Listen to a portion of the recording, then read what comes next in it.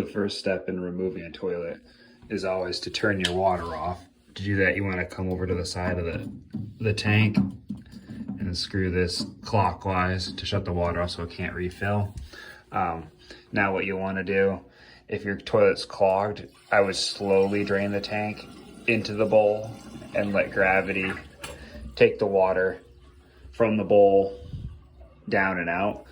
If it's really bad, you can scoop it, but I'll be able to drain my tank by just putting it into the bowl and then letting gravity take it down out the drain. After most of the water is drained out, you want to come back down over here and undo the line that connects to the tank. Probably a little bit more water, depending on how much came out of the tank, might drain out of this when you disconnect it. Let's see. Yeah, so not much, because I drained most of it out. Now what you want to do is undo these two nuts that hold your toilet down. This is a 1/2 inch for me, and there's one on both sides. All right, now that we've removed both the nuts on both sides here, you should be able to lift the toilet up and out. So just make sure you have a good grip on it.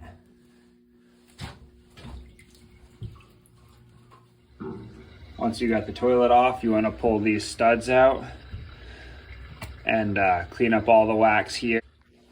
So before I put the wax ring on the bottom of the toilet, I wanted to just make sure it was going to fit because this is an old house.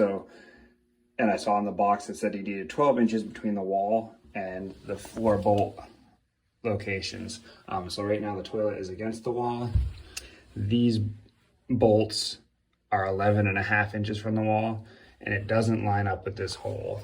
It's about 1/2 inch off. So I had to buy an offset ring that'll go here and offset this pipe, over enough where it will clear the wall and I can bolt the new toilet on. So if you have a situation like this, you'll want to end up removing this ring here. So there's 6 screws. And then I'm lucky I have a basement underneath here, so I can go underneath. I'll cut this 3-inch PVC pipe, put a new connector on, because this ring is glued onto that PVC pipe, and there's no way you can see it right here. There's no way you're going to be able to undo. So now we're in the basement. This is the toilet drain. So I'm gonna come up here and I'm gonna cut it right in here so that I can put a new piece of 3-inch with a connector and then the new floor drain that offsets it. So that'll all sit right here. So I'll cut this pipe right here, and this is the new pipe. So I have the coupling, PVC cement, a new 24-inch long 3-inch diameter pipe that I'll cut to length. And then this is the offset. So you can see that it shifts the center over. Now that we got it cut down below, we can pull it off this way, because these screws are pretty rusted right through. All right, now that we got the old one out, we want to line the new one up. So it's going to sit something about like that. And this obviously is an offset, so it's at an angle. So I'm going to cut along this line at about a 45. All right, hopefully you'll be able to see this and I won't block the whole thing, but I'm gonna take an old towel and put it over the end of the pipe I cut off, just so that way if this piece of wood drops in, it doesn't drop into the pipe and I have an even bigger problem.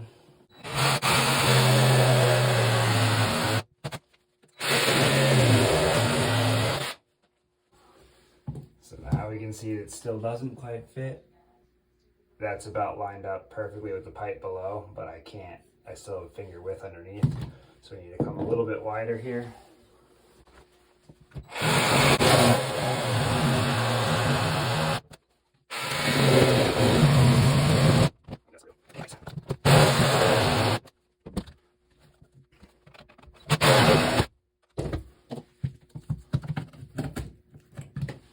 I'm going to chip some of this tile away here. It's probably these 4.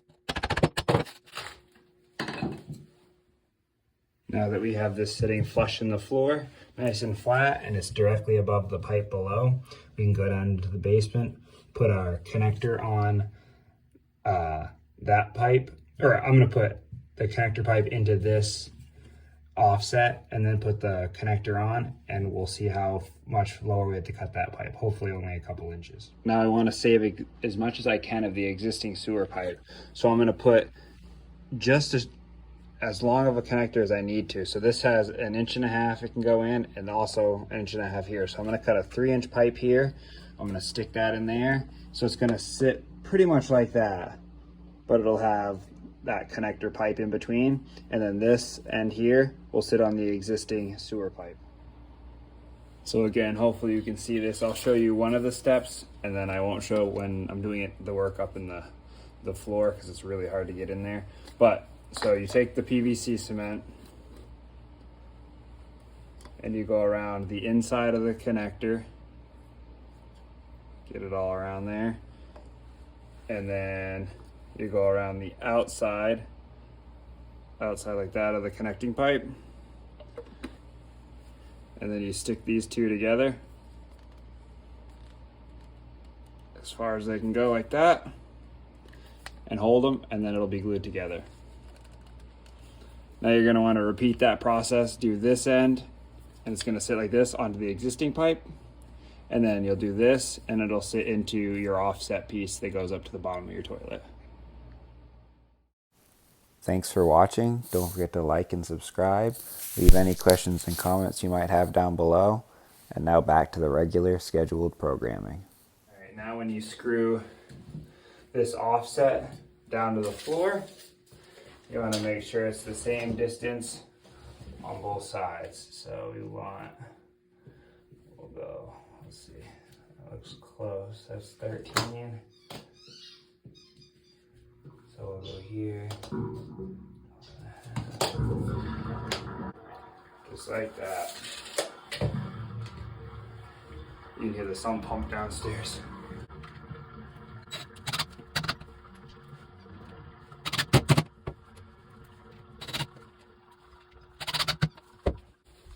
All right, now that we have the offset floor flange finally installed, hopefully you don't have to go through the trouble to do that, and your house is new enough where the offset's going to be 12 inches, unlike mine was 11.5. Now it's time to install the toilet. I like to go ahead and buy a larger, it's the jumbo reinforced wax ring. It's got more wax. This is the one that comes with the toilet. This is the one I like to buy. And then the other plus is it comes with these longer flange bolts that you can snap off at whatever length after. So now install the bolts into the flange.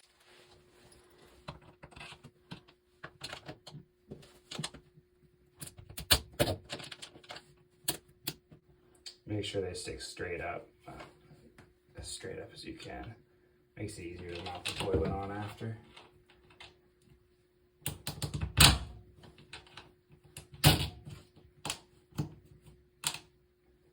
Like that.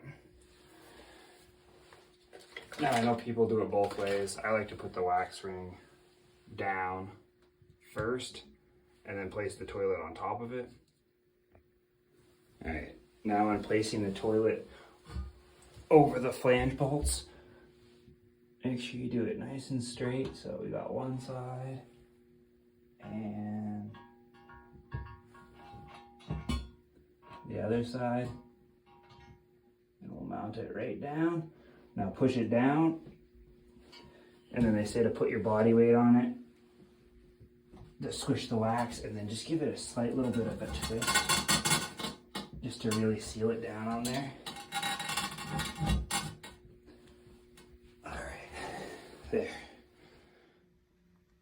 Now you want to go ahead and tighten down your flange bolt nuts. So you put the washer on and then the nut on, tighten it down. Now if you bought the jumbo wax ring like I did, you can snap these sections off with pliers. If you, obviously you don't want them that tall, so I'd snap it off right here. Now once you get your bolts tightened, it's time to do the tank. You're gonna take your rubber gasket, stick it on the bottom, like that. Lift this up, place this over the back, like so. And then again, take your washers and wing nuts and tighten up under here. Next is the seat cover. So you pop these two covers open, stick the plastic screw through like this, and then on the back you do the same thing, just screw on the wing nut.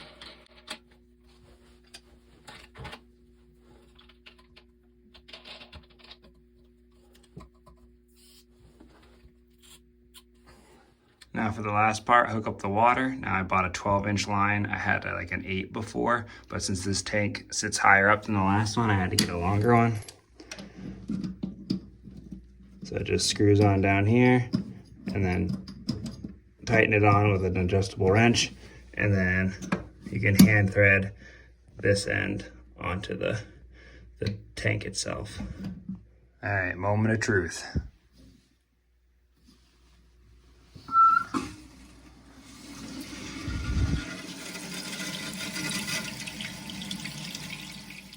All right, moment of truth. Water is turned back on. Let's see if it flushes.